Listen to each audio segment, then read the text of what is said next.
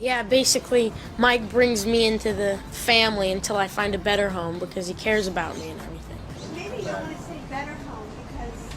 Foster home.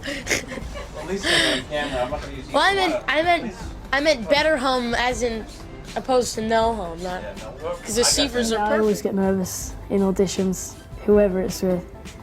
But one good thing is like they have this big games room, and that really relaxed me. In Stephen's office, they've got this big games room full of arcade machines, and they're all broken into, so you don't have to pay. You just keep pressing the start button again.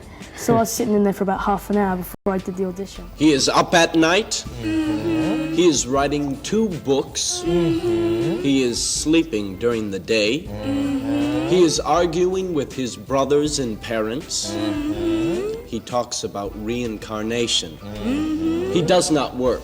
Mm-hmm. I think that is enough to indicate that he is unable to take care of himself. No further questions.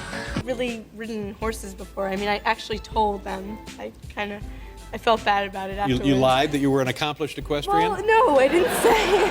I didn't use those words exactly, but you know, Bob Redford said, "Have you ever been on a horse before?" And I said, "Yes, I've been on a horse before. They may have been plastic, you know." But you know, I didn't tell him that. I just said I'd been on a horse before. I took him literally. Yeah. And so, and then when I got the part and we started filming, the Wranglers called the casting director. My casting director called my agent and was like screaming on the phone. She doesn't know what she's doing. Oh, yeah, We thought she knew how to ride. She was like, no, she told you she'd been on a horse before. Exactly. Not necessarily the sex symbol teen idol stuff. That's not my goal, you know. I mean, if it happens in the interim, that's fine. It's nice. I'm glad people see me that way. I don't really see myself that way, but I'm happy in the way to put me on the map if people got something from it, you know. I don't want to just be sort of a jester and like, you know, throw chicken heads at people and have them be entertained. When you're doing a story like that, I think it becomes a little daunting at times trying to do service to the real person and then at the same time find out what you believe the character to be. So, but it is an amazing experience while at the same time being daunting because it's real, because there's a real reality and not only the dramatic reality, there's a real sort of relative reality to the whole process. And meeting him was is an inspiration, and if you ever get the chance to, it will be an inspiration, I'm sure. What is he doing now? I think that he's writing another book because he wrote the book that this movie was based on called Rocket Boys, and now he's writing another book. Maybe even a sequel to this, to Rocket Boys. So. Oh, well, that's kind of interesting. Yeah. You know, maybe a couple of years, who knows? Who knows? I think Robert De Niro is the best actor now in the world, the most versatile, and he has more to say. And I don't think there's anyone that could equal him. But as far as female actresses, I guess I think Ellen Burstyn is very good also. I love Ellen Burstyn.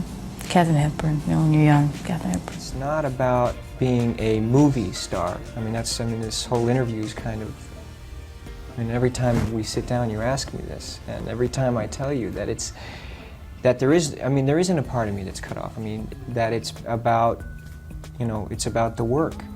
And it's wonderful being a movie star, and it's a wonderful thing that's happened, but, I mean, that's not how I approach choosing a film or how I approach my life. I mean, and so in doing that, you know, being an actor, you can't, you know, you can't let things get Why cut you should off. apply to Young Arts? Because you have nothing to lose, absolutely nothing, and you have everything to gain, especially because Young Arts is a facilitator of the arts, and the best thing, in my humble opinion, at 17 years old and as a very, very young artist, what I've learned is that the best thing you can do is just fail, is to really just fall flat on your face. So if anything, if you get rejected, if you don't even get an honorable mention or any of that crap, that's more juice for your art, that's more inspiration.